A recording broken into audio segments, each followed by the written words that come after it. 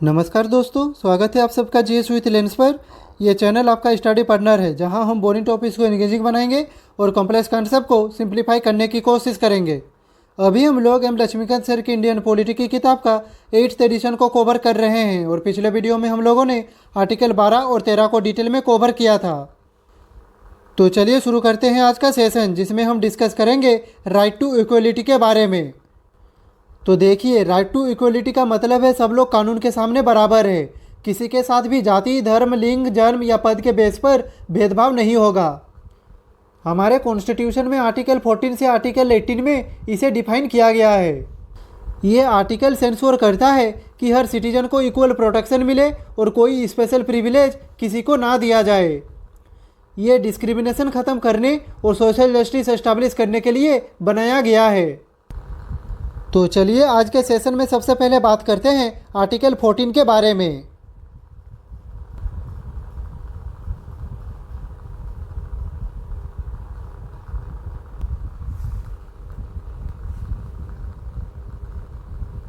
तो देखिए, आर्टिकल 14 दो बेसिक कॉन्सेप्ट पे आधारित है, इक्वलिटी बिफोर लॉ और इक्वल प्रोटेक्शन ऑफ लॉज।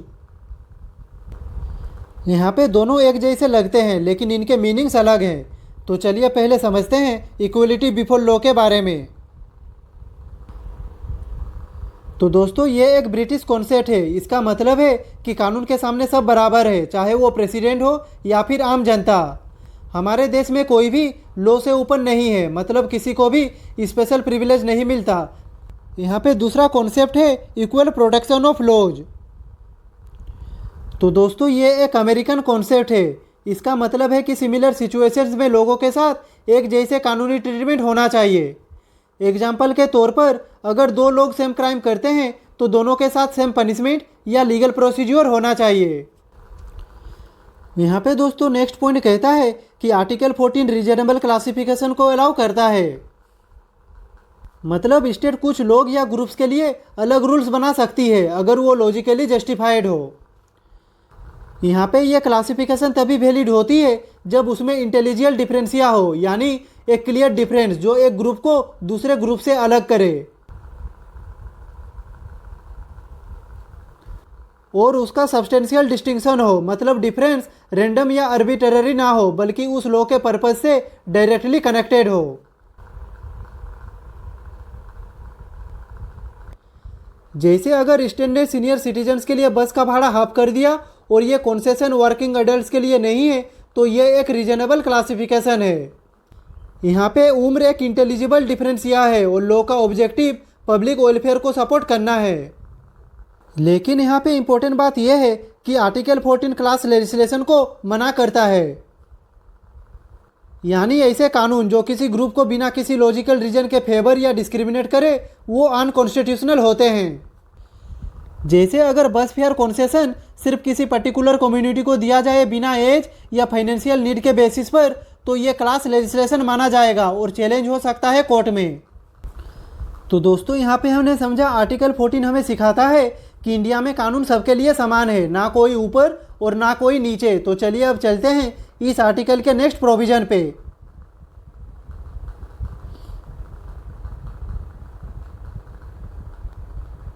तो दोस्तों, अब हम डिस्कस करेंगे रूल ऑफ लॉ के बारे में, जिसे एबी डाइसी ने एक्सप्लेन किया था। तो देखिए, ये कॉन्सेप्ट ब्रिटिश कॉन्स्टिट्यूशन का बेस माना जाता है और हमारे इंडियन कॉन्स्टिट्यूशन में भी इसका डायरेक्ट इन्फ्लुएंस है, स्पेशली आर्टिकल 14 के थ्रू। तो चलिए देखते हैं रूल ऑफ लॉ के 3 मेन पिलर्स। तो दोस्तों, रूल ऑफ लॉ का सबसे पहला पिलर है नो आर्बिट्रेरी पावर। मतलब किसी भी अथॉरिटी के पास अनलिमिटेड या मनमानी पावर नहीं होनी चाहिए। हमारे देश में कोई भी पर्सन, चाहे वो गवर्नमेंट ऑफिशियली क्यों ना हो, अपनी मर्जी से डिसीजन नहीं ले सकता। मतलब हर एक्शन कानून के अकॉर्डिंग होना चाहिए। सिंपल शब्दों में, in our country law is supreme, not individuals. यहाँ पे दूसरा पिलर है इक्वलिटी बिफोर लॉ, यानी कि हर सिटीजन कानून के सामने बराबर है। हमारे देश में कोई भी आदमी, चाहे वो प्राइम मिनिस्टर हो या फिर आम जनता, सब पर सेम कानून अप्लाई होता है। यहाँ पे किसी को भी स्पेशल प्रिविलेज या इम्यूनिटी नहीं मिल सकती। यहाँ पे रूल ऑफ लॉ का नेक्स्ट पिलर है प्राइमेसी ऑफ इंडिविजुअल राइट्स। तो दोस्तों डाइसी कहते हैं कि हर इंडिविजुअल के राइट्स सबसे ऊपर है और उन्हें प्रोटेक्ट करना स्टेट का ड्यूटी है। अगर किसी अथॉरिटी ने राइट्स वायोलेट किए तो कोर्ट्स के पास पावर है उन्हें प्रोटेक्ट करने की। यही कॉन्सेप्ट जुडिशियल रिव्यू और फंडामेंटल राइट्स के थ्रू इंडिया में भी अप्लाई होता है। तो दोस्तों ये था रूल ऑफ लॉ का सिंपल मतलब। ये कॉन्सेप्ट गारंटी करता है कि डेमोक्रेसी में जस्टिस, फेयरनेस और इक्वलिटी बनी रहे। तो चलिए अब चलते हैं इस आर्टिकल के नेक्स्ट प्रोविजन पे।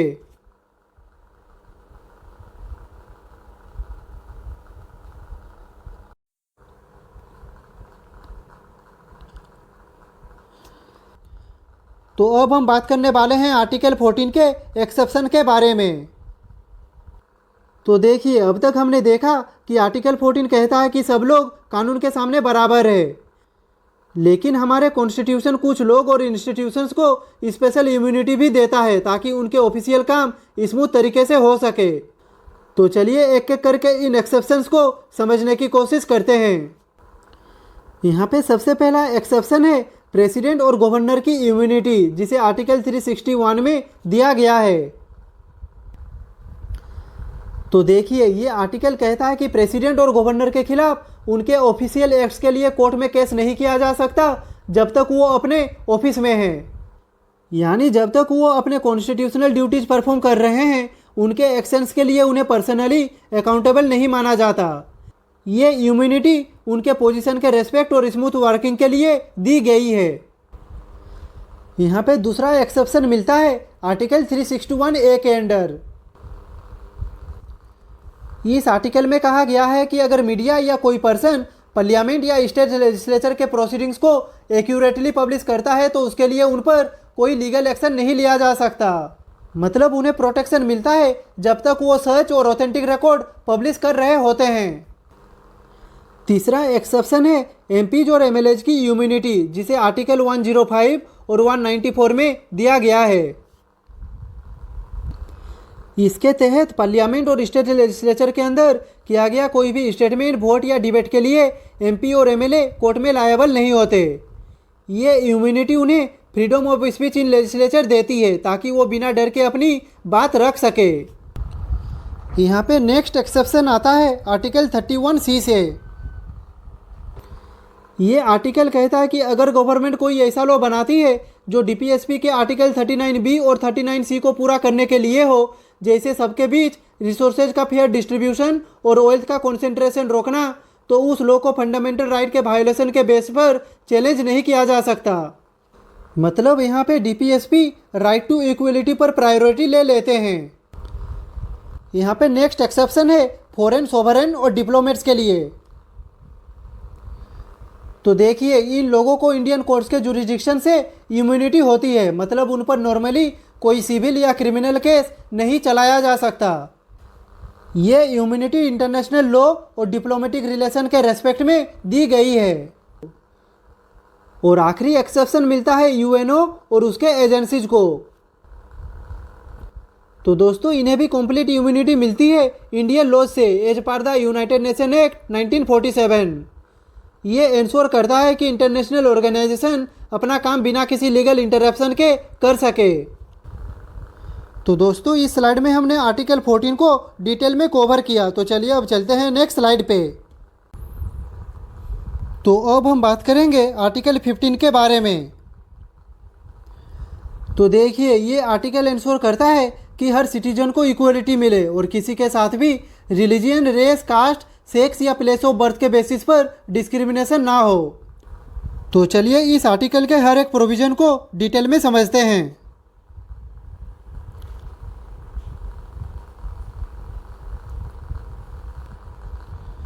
तो दोस्तों यहाँ पे सबसे पहले बात करते हैं आर्टिकल 15 क्लोज 1 के बारे में। तो दोस्तों इसके अकॉर्डिंग स्टेट किसी भी सिटीजन के साथ डिस्क्रिमिनेशन नहीं कर सकती। हमारे कॉन्स्टिट्यूशन में इसके कुछ ग्राउंड्स भी दिए गए हैं। तो चलिए हर एक को देखते हैं। तो यहाँ पे सबसे पहला ग्राउंड है रिलीजियन। मतलब गवर्नमेंट किसी भी सिटीजन के साथ उसके धर्म के बेसिस पर अलग व्यवहार नहीं कर सकती। चाहे आप हिंदू हो, मुस्लिम हो, सिख हो या क्रिश्चियन, सबके लिए स्टेट का ट्रीटमेंट इक्वल होना चाहिए। नेक्स्ट ग्राउंड है रेस। तो रेस का मतलब होता है किसी व्यक्ति का इथनिक या जेनेटिक ग्रुप। हमारे देश में स्टेट किसी सिटीजन को उसके रेशियल बैकग्राउंड की वजह से प्रेफर या इग्नोर नहीं कर सकती। यहाँ पे नेक्स्ट ग्राउंड है कास्ट। तो देखिए, भारत जैसे देश में जहाँ कास्ट सिस्टम हिस्टोरिकली बहुत डीप रूटेड रहा है, वहाँ पे आर्टिकल 15 क्लोज 1 इंश्योर करता है कि किसी को भी उसके जाति के बेस पर डिस्क्रिमिनेट नहीं किया जाए। ये इक्वलिटी का एक स्ट्रॉन्ग पिलर है। नेक्स्ट ग्राउंड है सेक्स, यानी कि स्टेट किसी के साथ मेल या फीमेल होने के बेसिस पर अलग व्यवहार नहीं कर सकती। इसके तहत हर जेंडर को इक्वल राइट्स और इक्वल अपॉर्चुनिटीज मिलनी चाहिए। नेक्स्ट है प्लेस ऑफ बर्थ, मतलब अगर कोई सिटीजन अलग सिटी या रीजन में पैदा हुआ है तो उसके साथ स्टेट किसी भी तरह का भेदभाव नहीं कर सकती। इस प्रोविजन के तहत सबको इक्वल ट्रीटमेंट मिलना चाहिए, चाहे वो कहीं भी पैदा हुआ हो। तो दोस्तों, ये था आर्टिकल 15 क्लोज 1 का एक बेसिक अंडरस्टैंडिंग। तो चलिए अब चलते हैं इस आर्टिकल के नेक्स्ट प्रोविजन पे।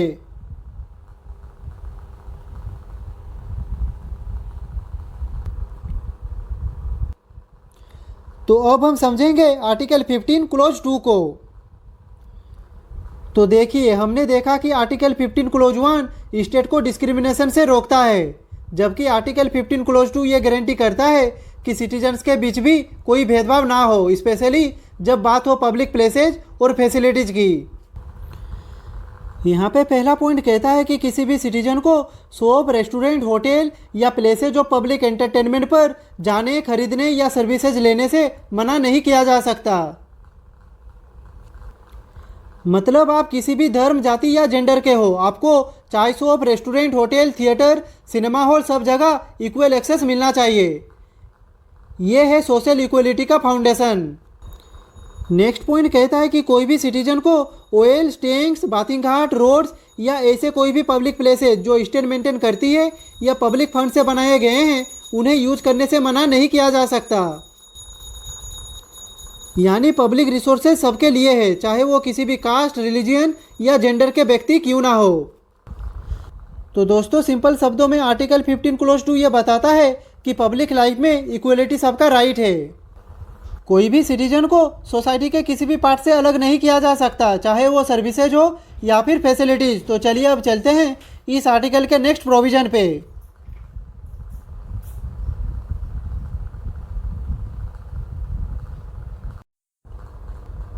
तो दोस्तों, अब हम डिस्कस करेंगे आर्टिकल 15 क्लोज 3 के बारे में, जो इक्वलिटी के कॉन्सेप्ट को और भी ज़्यादा मीनिंगफुल बनाता है। तो दोस्तों, आर्टिकल 15 का थर्ड प्रोविज़न कहता है कि स्टेट स्पेशल प्रोविजंस बना सकती है वोमेन और चिल्ड्रेन के लिए। यानी जब बात उन ग्रुप्स की हो जो हिस्टोरिकली डिसएडवांटेज में रहे हैं, तो उनके अपलिफ्टमेंट के लिए स्टेट एक्स्ट्रा स्टेप्स ले सकती है। ये डिस्क्रिमिनेशन नहीं बल्कि प्रोटेक्टिव डिस्क्रिमिनेशन है, जिसका पर्पज है इक्वलिटी को एक्चुअली अचीव करना। यानी कि इसके तहत स्टेट वोमेन के प्रोटेक्शन और एम्पावरमेंट के लिए स्पेशल स्कीम्स और बेनिफिट्स इंट्रोड्यूस कर सकती है, जैसे free education for girls, reservation in jobs और लोकल बॉडीज या मैटरनिटी बेनिफिट्स, ताकि उन्हें इक्वल अपॉर्चुनिटी मिल सके। इसी तरह चिल्ड्रन के लिए भी स्टेट स्पेशल स्टेप्स ले सकती है, जैसे mid day meal schemes, free primary education या चाइल्ड लेबर प्रोहिबिशन जैसे मेजर्स। इसका एम है बच्चों को एक सेफ, हेल्दी और एजुकेशनली स्ट्रॉन्ग एनवायरनमेंट देना। तो ये था आर्टिकल 15 क्लोज 3 का फुल ब्रेकडाउन। तो चलिए अब चलते हैं इस आर्टिकल के नेक्स्ट प्रोविजन पे।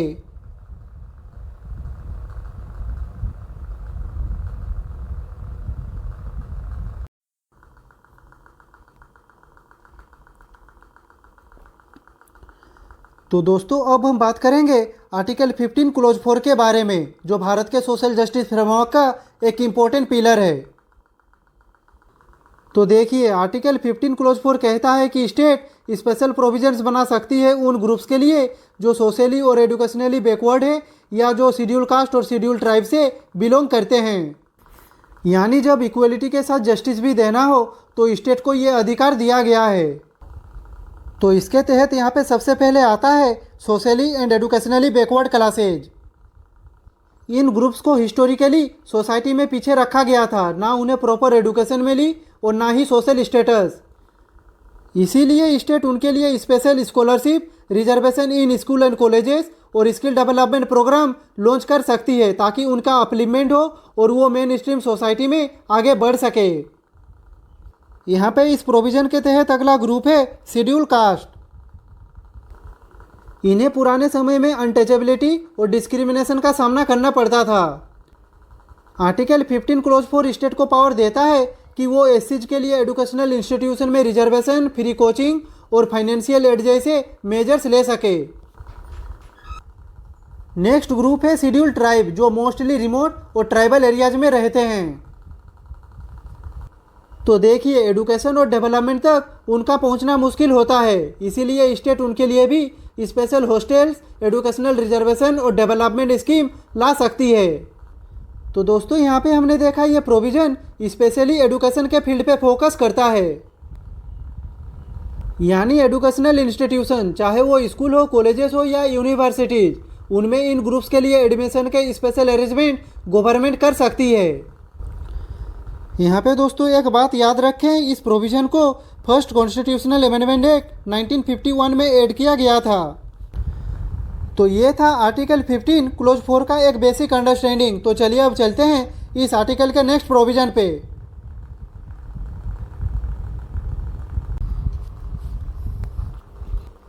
तो अब हम बात करेंगे आर्टिकल 15 क्लॉज 5 के बारे में, जो एक मॉडर्न एडिशन है हमारे कॉन्स्टिट्यूशन का। तो देखिए, ये क्लोज इंट्रोड्यूस हुआ था 93rd कॉन्स्टिट्यूशनल अमेंडमेंट एक्ट 2005 के थ्रू। इसका एम था एजुकेशन के फील्ड में सोशल जस्टिस को और ज़्यादा मजबूत करना। तो देखिए, आर्टिकल 15 क्लॉज 5 कहता है कि स्टेट स्पेशल प्रोविजंस बना सकती है socially and educationally backward classes, एससीज और एसटीज के एजुकेशनल ग्रोथ के लिए। इस क्लोज का यूनिक पॉइंट ये है कि ये अप्लाई करता है सभी एजुकेशनल इंस्टीट्यूशन पर, चाहे वो गवर्नमेंट हो, प्राइवेट एडेड हो या फिर प्राइवेट अनएडेड। मतलब अगर कोई प्राइवेट कॉलेज भी है जो स्टेट से एड नहीं लेता, तो भी स्टेट उसमें बैकवर्ड क्लासेज के लिए रिजर्वेशन का रूल ला सकती है। इससे इंश्योर होता है कि एजुकेशन सबके लिए एक्सेसिबल हो, चाहे इंस्टीट्यूशन प्राइवेट हो या फिर पब्लिक। अब यहाँ पे आप आर्टिकल 15 क्लॉज 4 और आर्टिकल 15 क्लॉज 5 में कंफ्यूज हो सकते हैं। तो देखिए, ये दोनों एजुकेशन से जुड़े हुए हैं, लेकिन उनका एरिया थोड़ा अलग है।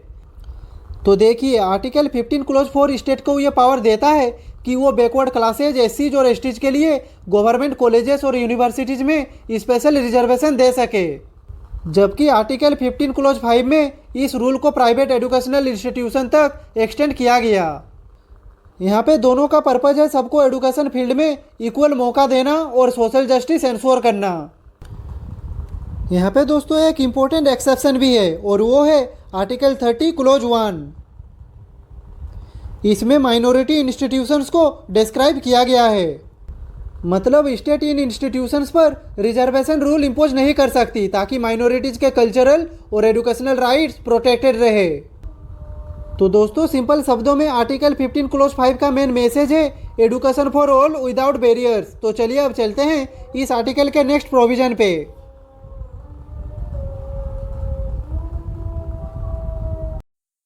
तो दोस्तों, अब हम बात करने वाले हैं आर्टिकल 15 क्लॉज 6 के बारे में, जो एक हिस्टोरिक मूवमेंट था हमारे कॉन्स्टिट्यूशन में। तो देखिए, इस प्रोविज़न को 103rd कॉन्स्टिट्यूशनल अमेंडमेंट एक्ट 2019 के थ्रू ऐड किया गया था।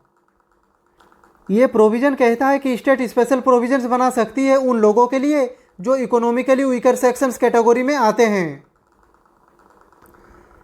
यानी कि अब सिर्फ कास्ट या सोशल बैकग्राउंड ही नहीं, बल्कि इकोनॉमिक कंडीशन भी रिजर्वेशन का एक बेसिस बन गया है। ये एक मेजर शिफ्ट था इक्वलिटी के कॉन्सेप्ट में। इस प्रोविज़न के तहत स्टेट ईडब्ल्यूएस कैटेगरी के सिटीजन्स को अप टू 10% रिजर्वेशन दे सकती है एजुकेशनल इंस्टीट्यूशंस में। इसमें गवर्नमेंट, प्राइवेट एडेड और प्राइवेट अनएडेड इंस्टीट्यूशंस सब इंक्लूडेड है, ताकि हर इकोनॉमिक बैकग्राउंड के स्टूडेंट को हायर एजुकेशन का मौका मिल सके। लेकिन दोस्तों, यहाँ भी एक एक्सेप्शन दिया गया है, जो है माइनॉरिटी एजुकेशनल इंस्टीट्यूशन, जो आर्टिकल 30 क्लोज 1 के अंडर प्रोटेक्टेड है। इसका मतलब स्टेट उन पर EWS रिजर्वेशन अप्लाई नहीं करेगी ताकि उनके माइनॉरिटी राइट्स सेफ रहे। तो दोस्तों यहाँ पे हमने देखा कि इस प्रोविज़न ने एक नए एरा की शुरुआत की जहाँ इकोनॉमिक डिसएडवांटेज को भी इक्वली इम्पोर्टेंट माना गया। ये इंश्योर करता है कि उन लोगों को भी चांस मिले जो फाइनेंशियली वीक है, चाहे उनका कास्ट कुछ भी हो। इससे एडुकेशन और अपॉर्चुनिटी दोनों के डोर्स सबके लिए ओपन हो गए हैं। तो दोस्तों इस स्लाइड में हमने आर्टिकल 15 के हर एक प्रोविज़न को डिटेल में कवर किया। तो चलिए अब चलते हैं नेक्स्ट स्लाइड पे। तो अब हम डिस्कस करेंगे आर्टिकल 16 के बारे में।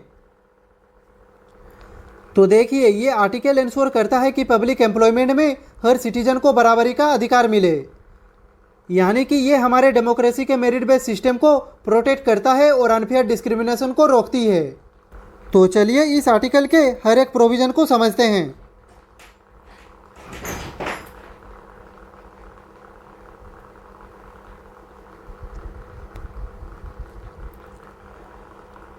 तो दोस्तों सबसे पहले समझते हैं आर्टिकल 16 क्लोज 1 को।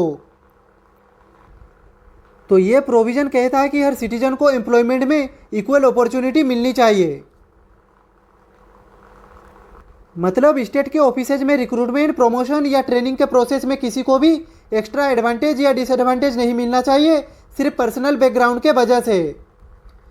ये प्रिंसिपल मेरिट और कैपेबिलिटी पर फोकस करता है और नेपोटिज्म या फेवरेटिज्म को रोकता है। इससे ये इंश्योर होता है कि टैलेंटेड लोग ही पब्लिक सर्विस में आगे बढ़े। यहाँ पे नेक्स्ट है आर्टिकल 16 क्लोज 2। तो दोस्तों ये प्रोविज़न कहता है कि religion, race, caste, sex, descent, place of birth या रेसिडेंट के बेसिस पर डिस्क्रिमिनेशन अलाउड नहीं है। मतलब अगर आप कैपेबल हैं और एलिजिबल क्राइटेरिया मीट करते हैं तो आपको फेयर चांस मिलेगा, चाहे आप किसी भी कास्ट या रिलीजियन से बिलोंग करते हैं। यानी कि ये प्रोविज़न हमारे सोसाइटी में इंक्लूसिवनेस को प्रमोट करता है। यहाँ पे नेक्स्ट है आर्टिकल 16 क्लोज 3 जो एक इम्पोर्टेंट एक्सेप्शन प्रोवाइड करता है। इसके तहत पार्लियामेंट को पावर है कि वो कुछ स्पेसिफिक पोस्ट के लिए रेसिडेंट रिक्वायरमेंट प्रेस्क्राइब कर सकते हैं। ये मेनली स्टेट या यूटी के लोकल पोस्ट के लिए होती है जहां लोकल नॉलेज और फेमिलियरिटी इम्पोर्टेंट होती है। जैसे लोकल गवर्नमेंट ऑफिसेज या म्यूनिसिपैलिटी जॉब्स में प्रायोरिटी दी जा सकती है उन रेसिडेंट्स को जो उस रीजन से बिलोंग करते हैं। इसका मकसद लोकल रिप्रेजेंटेशन को मेंटेन करना होता है, लेकिन ये ओवरऑल प्रिंसिपल ऑफ इक्वलिटी को वायलेट नहीं करता। तो दोस्तों ये थे आर्टिकल 16 के पहले 3 प्रोविज़न। तो चलिए अब चलते हैं इस आर्टिकल के नेक्स्ट प्रोविज़न पे।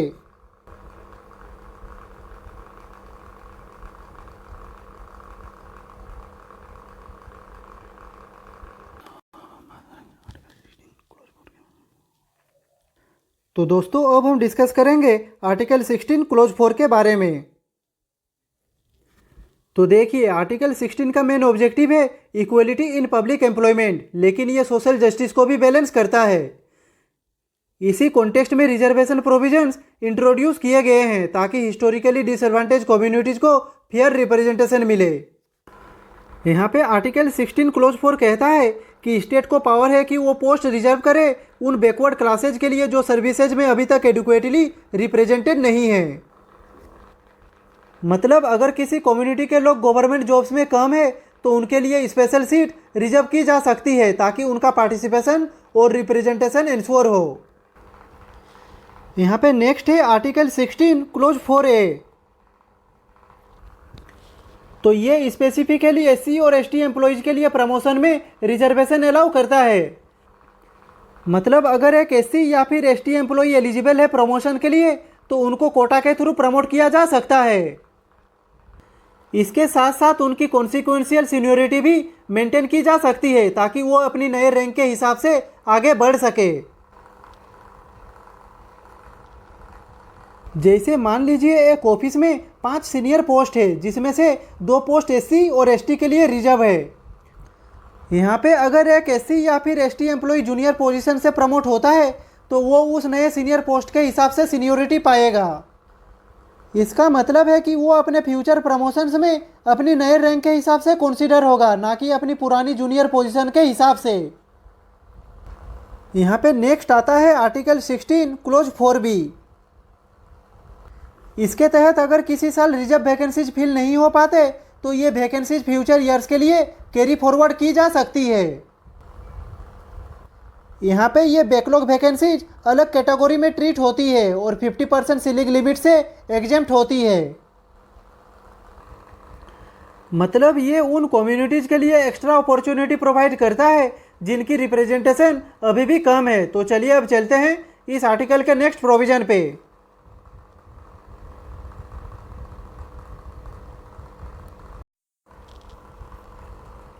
तो दोस्तों यहाँ पे नेक्स्ट है आर्टिकल 16 क्लोज 5। तो देखिए ये कहता है कि कुछ ऑफिसेज जो रिलीजियस इंस्टीट्यूशन से रिलेटेड है उन्हें सिर्फ उस फेथ के मेंबर्स के लिए रेस्ट्रिक्ट किया जा सकता है। मतलब अगर किसी टेम्पल या रिलीजियस ट्रस्ट के स्पेसिफिक पोस्ट के लिए रिक्वायर्ड है कि व्यक्ति उस रिलीजन का हो तो वो अलाउड है। ये इंश्योर करता है कि रिलीजियस प्रैक्टिसेज और इंस्टीट्यूशन के इंटरनल मैनेजमेंट पर फेथ बेस्ड रिप्रेजेंटेशन बना रहे। तो यहाँ पे नेक्स्ट है आर्टिकल 16 क्लोज 6। तो देखिए इसे 103rd कॉन्स्टिट्यूशनल अमेंडमेंट एक्ट 2019 के थ्रू ऐड किया गया था। इसके तहत स्टेट को पावर है कि वो up to 10% post economically weaker sections के लिए रिजर्व करे, एग्जिस्टिंग SC ST और OBC रिजर्वेशन के अलावा। मतलब अब इकोनॉमिकली डिसएडवांटेज सिटीजन्स को भी फेयर अपॉर्चुनिटी मिलती है चाहे वो किसी रिजर्व कैटेगरी में ना आए। ये स्टेप मॉडर्न सोशल जस्टिस के लिए इम्पोर्टेंट है। तो दोस्तों ये था आर्टिकल 16 का एक कंप्लीट ब्रेकडाउन। तो चलिए अब चलते हैं नेक्स्ट आर्टिकल पे। तो दोस्तों अब हम बात करने वाले हैं आर्टिकल 17 के बारे में। तो देखिए ये आर्टिकल भारत के सामाजिक न्याय की बुनियाद को मजबूत बनाता है। ये एक रेवोल्यूशनरी कदम था जिसमें समाज से छुआछूत जैसे प्रथा को खत्म करने का संकल्प लिया गया। ये सिर्फ एक कानूनी प्रोविज़न नहीं बल्कि एक मोरल कमिटमेंट है सबको समान अधिकार देने का। तो चलिए इस आर्टिकल को समझते हैं।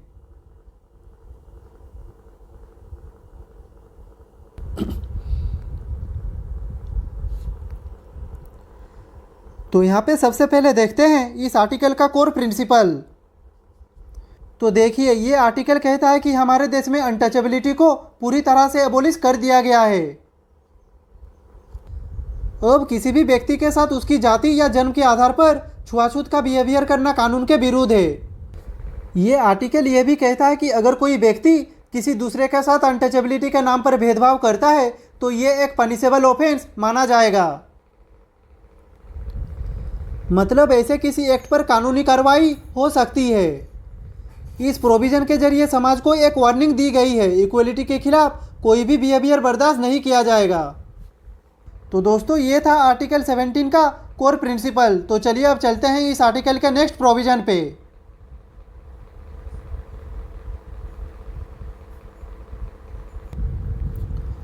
तो अब हम देखेंगे लेजिस्लेशन रिलेटेड टू आर्टिकल 17, यानी कि आर्टिकल 17 को ग्राउंड लेवल पर लागू करने के लिए सरकार ने कौन से कानूनी स्टेप्स लिए हैं। इसकी ज़रूरत इसलिए पड़ी क्योंकि सिर्फ कॉन्स्टिट्यूशन में लिख देना काफ़ी नहीं होता, उसको इम्प्लीमेंट करने के लिए स्ट्रॉन्ग लॉ चाहिए होते हैं। और इसी पर्पज़ के लिए एक स्पेशल एक्ट बनाया गया था जो था अनटचेबिलिटी एक्ट 1955। इस एक्ट का मेन एम था अनटचेबिलिटी के नाम पर होने वाले भेदभाव और अपमान को रोकना। इसके जरिए ये इंश्योर किया गया कि कोई भी व्यक्ति किसी दूसरे को मंदिर जाने, पानी भरने या पब्लिक प्लेसेज का उपयोग करने से नहीं रोक सकता। यहाँ पे दोस्तों बाद में इस एक्ट का नाम बदल कर रखा गया protection of civil right act 1955। यहाँ पे नाम बदलने का मकसद था कि इस बात को हाईलाइट करना कि ये कानून सिर्फ अनटचेबिलिटी के खिलाफ नहीं बल्कि हर उस व्यक्ति के सिविल राइट्स को प्रोटेक्ट करता है जिसको समाज में बराबरी से जीने का हक मिलना चाहिए। यहाँ पे दोस्तों इस अमेंडमेंट एक्ट के थ्रू इसका स्कोप और भी बढ़ाया गया, यानी कि अब ये सिर्फ कुछ लिमिटेड एक्ट्स तक सीमित नहीं था। मतलब इसके बाद सोसाइटी के हर स्फीयर में भेदभाव के खिलाफ एक्शन लेने का प्रबंध किया गया। इसके साथ साथ पनिशमेंट को भी और ज़्यादा स्ट्रिंजेंट बनाया गया ताकि लोग इससे डरे और कानून का पालन करें। और यहाँ पे सबसे इम्पोर्टेंट बात यह है कि इस एक्ट ने पहली बार डिफाइन किया कि सिविल राइट्स क्या होते हैं। मतलब वो सारे अधिकार जो एक इंसान को बराबरी, स्वाभिमान और सम्मान के साथ जीने के लिए मिलते हैं। जैसे धार्मिक स्थलों में प्रवेश करने का अधिकार, सार्वजनिक स्थलों का उपयोग करने का अधिकार और हर जगह इज्जत के साथ ट्रीट होने का अधिकार। तो दोस्तों ये था protection of civil right act 1955 का एक बेसिक अंडरस्टैंडिंग। तो चलिए अब चलते हैं इस आर्टिकल के नेक्स्ट प्रोविजन पे।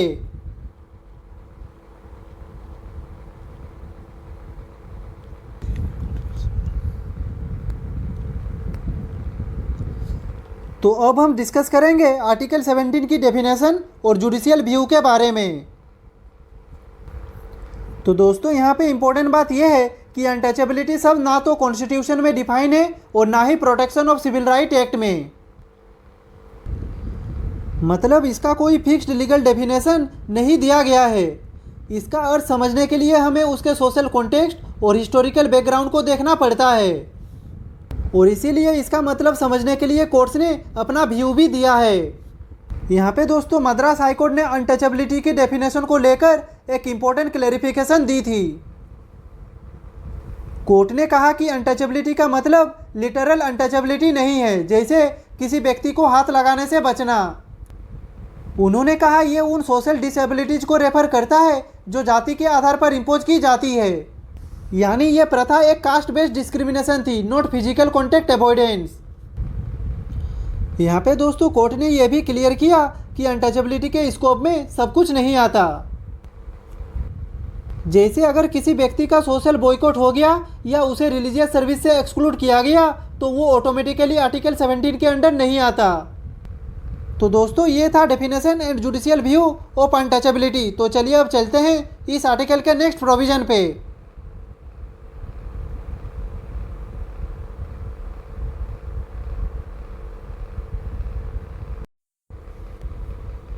तो अब हम देखेंगे कि सुप्रीम कोर्ट ने आर्टिकल 17 को कैसे इंटरप्रेट किया है। तो यहाँ पे पहला पॉइंट कहता है कि सुप्रीम कोर्ट ने People's Union for Democratic Right versus Union of India case में क्लियर किया कि आर्टिकल 17 का राइट सिर्फ स्टेट के खिलाफ नहीं बल्कि प्राइवेट इंडिविजुअल्स के खिलाफ भी लागू होता है। मतलब अगर कोई प्राइवेट मेंबर, लैंडलॉर्ड या सामाजिक ग्रुप कास्ट के बेसिस पर अनटचेबिलिटी करता है तो अफेक्टेड व्यक्ति आर्टिकल 17 के तहत कानूनी सुरक्षा ले सकता है। इस केस में दोस्तों कोर्ट ने यह भी एम्फसाइज किया कि स्टेट की रेस्पॉन्सिबिलिटी सिर्फ लॉ बनाने तक लिमिटेड नहीं है। यहाँ पे स्टेट को एक्टिव रोल लेना होगा, एनफोर्समेंट करना होगा और इंश्योर करना होगा कि किसी भी इंसान के साथ अनटचेबिलिटी या कास्ट बेस्ड डिस्क्रिमिनेशन ना हो। यानी प्रिवेंशन और प्रोटेक्शन दोनों ही गवर्नमेंट का फर्ज है। तो दोस्तों इस स्लाइड में हमने समझा आर्टिकल 17 सिर्फ एक लीगल प्रोविजन नहीं बल्कि एक सोशल रेवोल्यूशन है।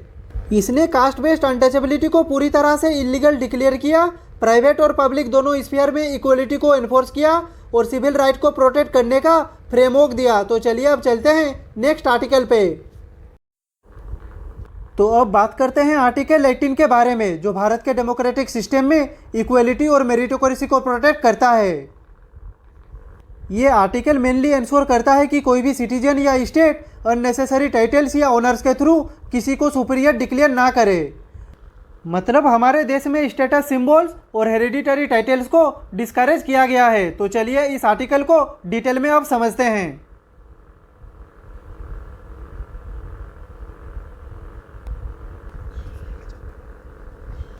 यहाँ पे दोस्तों सबसे पहले बात करते हैं इस आर्टिकल में दिए गए 4 मेजर प्रोहिबिशन या रेस्ट्रिक्शन के बारे में। तो यहाँ पे पहला पॉइंट कहता है कि स्टेट किसी भी सिटीजन को टाइटल नहीं दे सकता, जैसे राजा, महाराजा या कोई और ऑनररी टाइटल। लेकिन दोस्तों यहाँ पे 2 इंपॉर्टेंट एक्सेप्शन है, मिलिट्री ऑनर्स और एकेडमिक टाइटल्स।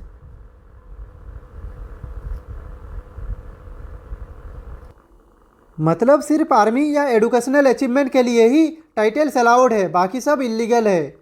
यहाँ पे दूसरा पॉइंट ये है कि कोई भी इंडियन सिटीजन फॉरेन स्टेट से टाइटल एक्सेप्ट नहीं कर सकता। अगर किसी ने किसी फॉरेन गवर्नमेंट से ऑनर या टाइटल एक्सेप्ट किया तो वो आर्टिकल 18 के अंडर अलाउड नहीं है।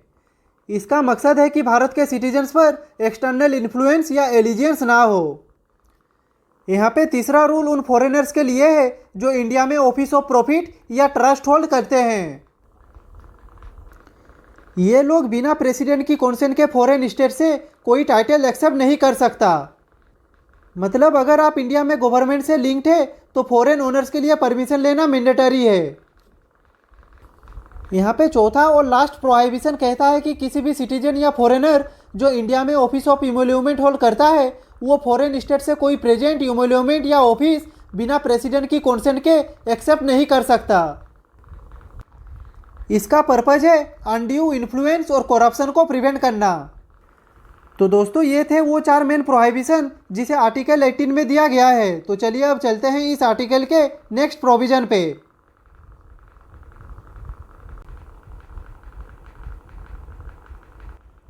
तो अब हम बात करेंगे नेशनल अवार्ड जैसे भारत रत्न और पद्मा अवार्ड और उनका कनेक्शन आर्टिकल 18 से।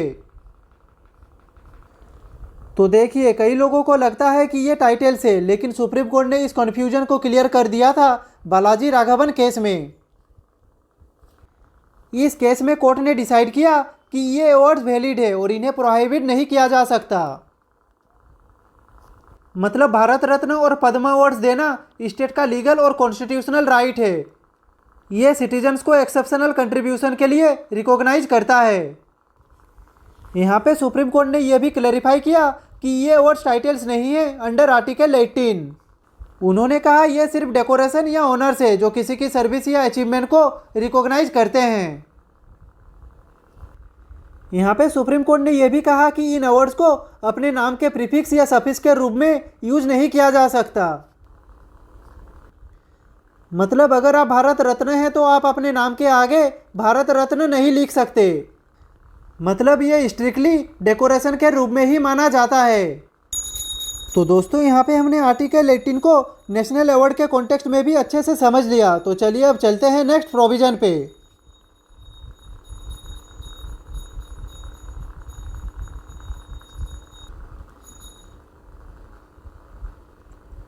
तो दोस्तों अब हम देखेंगे कुछ इंपॉर्टेंट पॉइंट्स।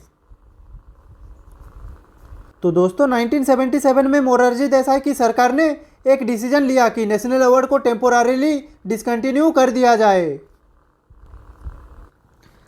इसका रीजन था कि ये अवार्ड्स अननेसेसरी टाइटल्स और ऑनर्स के कॉन्सेप्ट से रिलेटेड लग रहे थे जो आर्टिकल 18 के स्पिरिट के अगेंस्ट समझे जा रहे थे। लेकिन दोस्तों बाद में 1980 में ये अवार्ड्स फिर से रिवाइव किए गए।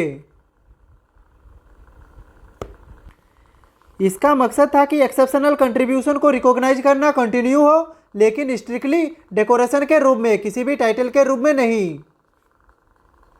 हमारे देश में पद्मा अवार्ड हर साल रिपब्लिक डे पर अनाउंस किए जाते हैं।